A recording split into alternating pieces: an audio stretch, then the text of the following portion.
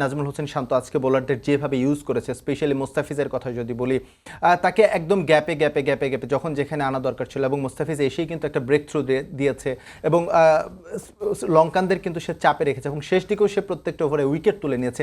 এই ক্যাপ্টেন্সির এই যে চেঞ্জেসটা, আমরা যেটা যদি আইপিএলের সঙ্গে তুলনা করি, যেটা ধোনি করে দেখিয়েছিলেন যে মুস্তাফিজকে আসলে কিভাবে ইউজ করতে হয়, সেটা ধোনি দেখিয়েছেন, এবং সেটা নিয়ে হচ্ছে অনেক আলোচনা হয়েছে। স্যার, এরকম কি কোনো প্রতিচ্ছবি বা কোনো প্রতিফলন কি হচ্ছে আজকে আমরা বোলারদের যে ইউজ করেছে ক্যাপ্টেন, সেই আমরা কোনো কি দেখেছি কিনা এরকম কোনো কিছু?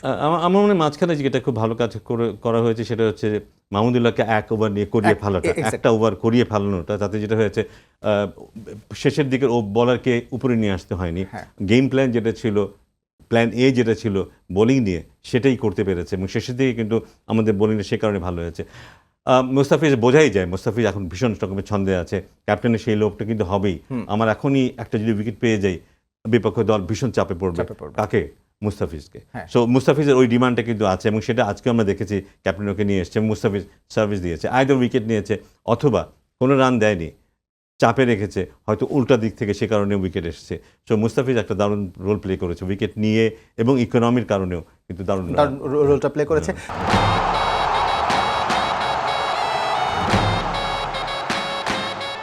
স্যার, ম্যাচটা একেবারে শুরু থেকে যদি বলা যায় মোমেন্টামটা শ্রীলঙ্কার হাতে ছিল, এখান থেকে ম্যাচটা যে টার্ন করেছে বা টার্নিং পয়েন্টটা যে বাংলাদেশের দিকে এসেছে, সেটা আমরা একটু দেখাতে চাই। সেই টার্নিং পয়েন্টটা আসলে কি ছিল? আমাদের কাছে যেটা মনে হয়েছে, 15তম ওভারে রিশাদ হোসেন বল করতে এসেছিলেন, এক ওভারে তিনি হচ্ছে 3 রান দিয়ে 2 উইকেট নিয়েছেন, এবং তার এক ওভার গ্যাপ দিয়ে 17তম ওভারে তিনি আবারও এসেছেন, আবারও 1 উইকেট নিয়েছেন, আবারও হচ্ছে তিনি মাত্র 3 রান খরচ করেছেন। এই যে 15তম ওভার থেকে হচ্ছে যে লঙ্কানদের একেবারে চেপে ধরা, এবং রিশাদের 15তম ওভারটা, এটাকে স্যার ভাইটাল একটা মোমেন্টাম হিসেবে আপনি মনে করছেন কিনা এই জায়গাটাতে? অবশ্যই, অবশ্যই, কারণ এই সময়টায় বিশেষ করে 17তম ওভার, এরকম সময় কিন্তু একজন লেগ স্পিনার বল করবে এটাকে আশা করে না, এবং যেটা হয় যে 15-17 এই ধরনের ওভারগুলিতে সবাই স্ট্রাইক করে, ব্যাটসম্যানরা খেলতে চায়, 4-6 মারতে চায়, ওই সময় একজন লেগ স্পিনারের সাকসেসফুল হওয়া, লাইন লেন মেনটেন করে বল করা অত্যন্ত কঠিন, এবং ওরা সুযোগ নিয়েছিল ওর বিরুদ্ধে, কিন্তু পারেনি। কিন্তু সো গুড, এত অ্যাকুরেট ছিল, বল টার্ন করেছে, বাউন্স পেয়েছে, এবং অভাবনীয় বল করেছে রিশাদ আজকে, বলতেই হবে, এবং যে কারণে প্লেয়ার অফ দ্য ম্যাচ।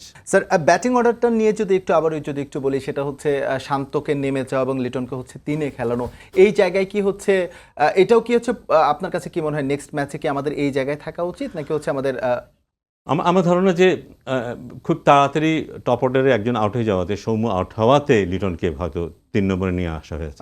যদি ওপেনিংটা ভালো হতো সেক্ষেত্রে হয়তো 3 নম্বরে শান্তই আসতো, লিটন হয়তো সেক্ষেত্রে পরে আসতো, কিন্তু যেহেতু লিটন ওপেন করে এবং একজন ওপেনার একেবারেই আর্লি আউট হয়ে গেছে, সো লিটনকে দিয়ে সেটা কম্পেনসেট করা হয়েছে। আমার মনে হয় অপশন আরও ভালো হয় এখন যেহেতু খেলা শুরু হয়ে গেছে, লিটন এবং তামিম যদি ওপেন করে, শান্ত যদি 3-এ আসে, এবং জাকের আলী অনেক যদি সাথে চলে আসে, আমার মনে হয় আমাদের দল আর একটু কমফোর্টেবল ফিল করবে, আর একটু স্বস্তি পাবে।